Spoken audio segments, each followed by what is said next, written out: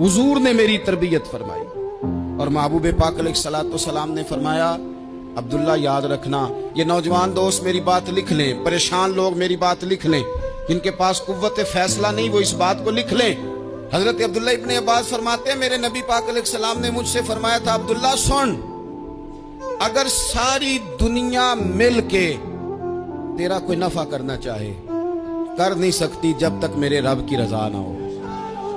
और फरमाया सारी दुनिया मिल के तेरा कुछ बिगाड़ना चाहे तो अब्दुल्ला बिगाड़ नहीं सकती जब तक रब करीम की हिकमत का तकाजा ना हो। लोगों से डरना, लोगों की तरफ देखना, माहौल देख के अपने राह का तायुन करना, हर बंदे के ख्यालात के मुताबिक ढलने की कोशिश करना, फलाना ना नाराज हो जाए, फलाना ना नाराज हो जाए, वो जिसने होना हो जाए, बस रब रसूल नाराज ना हो। अपनी जिंदगी में अपने मालिक को मौला जान के, बलिल्लाहु